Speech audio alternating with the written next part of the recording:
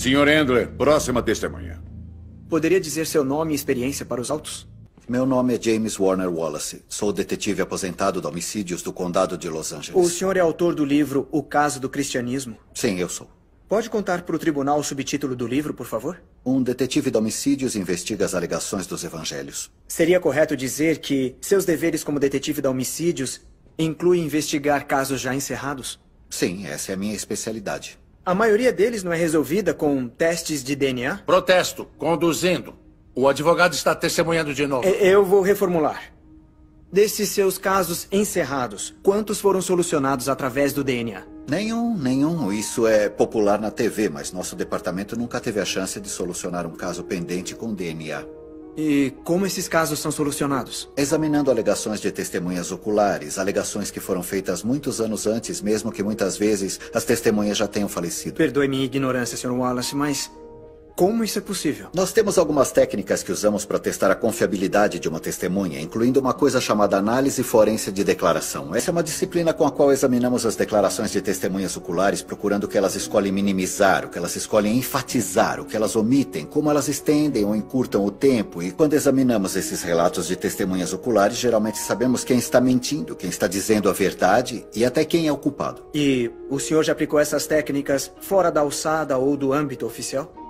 Sim, já apliquei minha especialidade na morte de Jesus pela mão dos romanos e, na verdade, estudei os evangelhos como se estivesse estudando qualquer outra declaração forense. Em questão de meses, eu determinei que os 4 evangelhos, escritos de diferentes perspectivas, contêm relatos de testemunhas oculares sobre a vida, o ministério, a morte e a ressurreição de Jesus. E o senhor considerou que os 4 relatos fizessem parte de uma conspiração destinada a promover a crença numa nova fé? É preciso considerar as conspirações ao avaliar relatos de testemunhas oculares. Mas conspirações bem-sucedidas normalmente envolvem um número pequeno de pessoas. É mais fácil 2 pessoas mentirem e conseguirem guardar segredo do que 20. E esse é o verdadeiro problema com as teorias de conspiração relacionadas aos apóstolos do século I. Era muita gente tentando sustentar essa conspiração durante um período muito longo de tempo. E, pior ainda, eles sofriam uma pressão sem precedentes, uma pressão inimaginável. Cada uma dessas pessoas foi torturada e morreu pelo que alegava ter visto. E nenhuma delas jamais retratou a história. Então a ideia de ser uma conspiração do século I é simplesmente irracional. Em vez disso, o que eu vejo nos evangelhos, que eu chamo de declaração involuntária de apoio da testemunha. O que é uma declaração involuntária de apoio da testemunha? Pode me emprestar sua Bíblia? Eu vou abrir no Evangelho de Mateus para dar um exemplo. Eu vou começar com uma passagem que Jesus está em frente a Caifás numa audiência. Diz aqui: então cuspiram no rosto dele e o atingiram com socos. Outros lhe deram tapas e disseram: profetize para nós, Cristo, quem te bateu? Parece um pedido muito simples, já que as pessoas que tinham batido nele estavam ali na frente. Não faz sentido, sabe?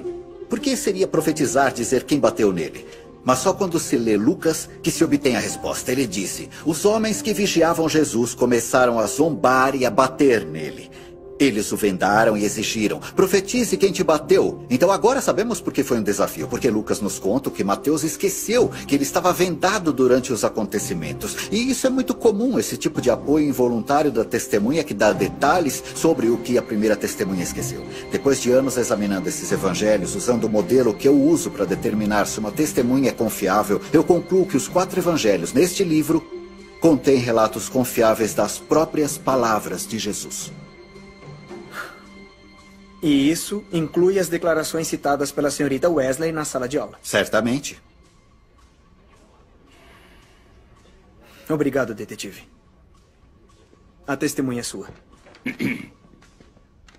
Detetive Wallace, não vou tentar comparar o meu conhecimento bíblico com o seu.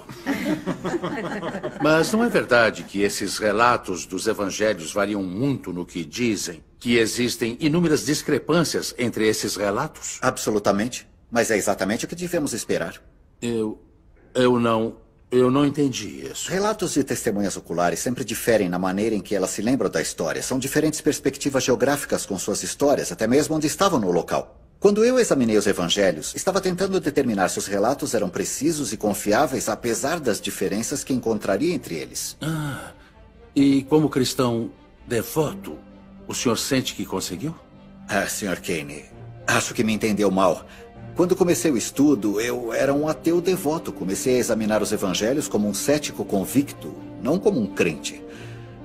Sabe, eu não fui criado num ambiente cristão, embora eu tenha uma consideração elevada pelo valor da evidência. Não sou cristão porque fui criado dessa forma ou porque esperava satisfazer alguma necessidade ou atingir algum objetivo. Eu sou cristão porque é uma verdade evidente. Quero excluir a declaração, por favor. Mantido. O júri deve ignorar as últimas observações do detetive Wallace. Sem mais perguntas.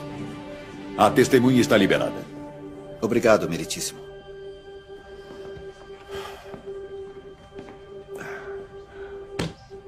Sr. Endler, sua próxima testemunha.